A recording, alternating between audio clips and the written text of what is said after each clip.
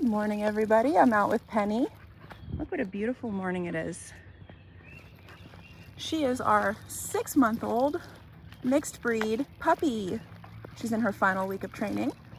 We are doing her entire walk today without holding onto a leash. This is pretty impressive considering she came here a huge flight risk and also pulling extremely hard on leash. So we're using what we call the heel command, which means we've taught her to walk at our left side, following our left leg. It literally means her head is at the level of your heel. We taught this by teaching our recall first. We turn that recall into a follow, and then we turn that follow into a nice walk. So when we've got our dogs in heel, their head should be immediately to the left of our knee. If their head leaves this nice imaginary circle right here, whether that's too far forward, even if it's by an inch, too far out to the left, lagging behind, or going behind our legs, we use our e-collar. That's why it's called e-collar heel. We're not dragging her with a leash anymore. This almost acts as an invisible leash. So if she's going too far forward, I click the stem, that black S right there. Number goes up and down depending on what she's feeling. If she's lagging too far behind, veering out to the left, or going behind my legs, it's tone, beep, beep, beep, beep, and that helps her close the gap. Now, if she starts ignoring tone, you can use stem. It's all accountability. She's not gonna hold herself here. She needs you to hold her accountable for it. But once she knows you're gonna hold her accountable, she does amazing. Really, really, really amazing. I feel like I could walk with her for miles like this. Good job, Penny. Good girl, Penny. Notice how she's following me. Let's see what happens when I come to a stop. Amazing. She comes to a stop with me, puts herself into a sit. Now, if I would have come to a stop and she kept going, that would have given me justification to click my stem, because it tells me, hey, she's not really paying attention to me. I'm not relevant to her. She's caring about everything else. And when that happens, you become just a person at the other end of a tight leash. You've got to create some relevance, and you do that by correcting for pulling, moving out of position, all of that. This gives me an opportunity to talk about the second part of our program, which is the stay. Penny, stay. I just showed you a nice long walk in heel. Our program is broken down into two main parts, movement or stay. Movement is either the recall, can you get your dog to you from wherever they are, whether that's inside your own house or out in the world. And can you get your dog to walk nicely with you? Those two are movement. The other half is the stay. Can you tell your dog to stay quietly as you go do something else? As you come over here and take care of something, as you say hi to somebody, are they over there lunging, barking, whining, crazy, or are they respecting your stay? Stay can be sit, down, or place. Right now, I have her in a nice sit stay. I was able to actually tell her to stay and walk away. Penny, down. Good. She caught herself. She almost recalled to me. And if you watched our video a couple days ago, we talked about how when we ask dogs to down for the very first time outside, they usually try to recall to us, because up until that session, the pattern has always been a recall from that position. Once they learn the down command, we start breaking up the pattern and throwing in the down word. And it actually forces them to listen to the words instead of just anticipating. So right there, she thought I was gonna recall her, but she heard down, so she fixed her mistake and laid down.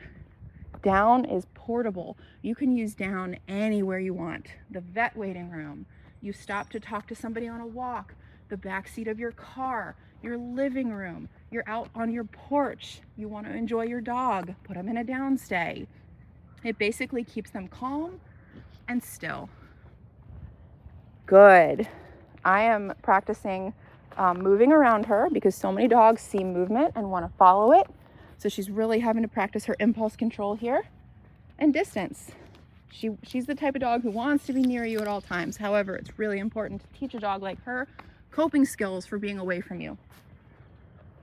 a dog who can never be away from you is probably one that's going to be barking a lot in her crate, things like that. So you want to make sure she's calm and comfortable away from you. All right, so I'm pretty happy with her heel. I showed you her heel, her sit stay, her down stay. Let me show you her recall. Recall is getting her to you from wherever she might be. We train it with the verbal, C-O-M-E, paired with the tone. I like using the tone because it beeps by her ear, works up to a half mile away. So if she can't hear you, she hears the tone. All right, so it's gonna be the verbal paired with the tone and then praise. Come, good girl. There she is, good job. Notice she comes to me and sits. She does not come and run past. She's not jumping on me, and she didn't get halfway and leave again. Now I'm gonna correct the whining. Clicked once there. I don't want whining. Whatever you don't want, you have to correct. Whatever you like, you can pet. So if she's quiet, you can pet her. If she's whining, you can say, I don't like that, and click. All depends on what you want, okay? Stay. Now, from that recall, you can either put her back into the walk, you could put her in another stay, or you could release her. Let me show you how we get her into the walk. You would stand on her right side, say the word heel, tap the tone, and start walking. Heel, tap the tone, start walking, bam, she locks right in. And now we're gonna start our walk home.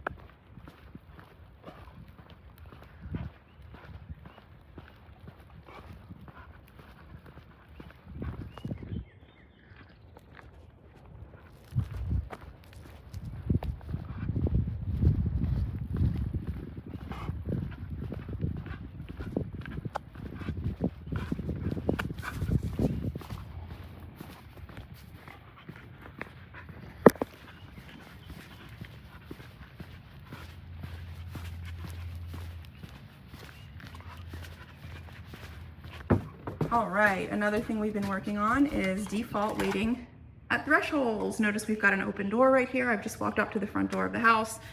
Notice she's not bolting through. Again, everything is permission-based, so she's assuming she has to wait for permission, and she's right. And it's directly resulting in the consistency we've been enforcing, okay? Stay, because maybe I just need to come in and grab something, okay? It's just a really nice way to live with your dogs. Quiet pauses at thresholds, slow the brain down, keeps them from running all through your house. Break, good girl. All right, when we come back from a walk, place, good girl. Down, good girl. What I don't want to do is bring her in, unclip the leash, and say, you're free, have entire access to my house. Definitely not with a puppy. That has to be earned, that kind of freedom, okay? Especially Penny, she's a dog who had potty accidents. And so when we come in from an exercise, whether it's a walk, a hike, playtime, in the yard, whatever it is, my immediate pattern is to send her to the place bed. She'll stay there until I either release her or give her another command. All right, she's calmly been laying here for a while I've done other stuff around the house. We're gonna go ahead and release her. Penny, break, good girl.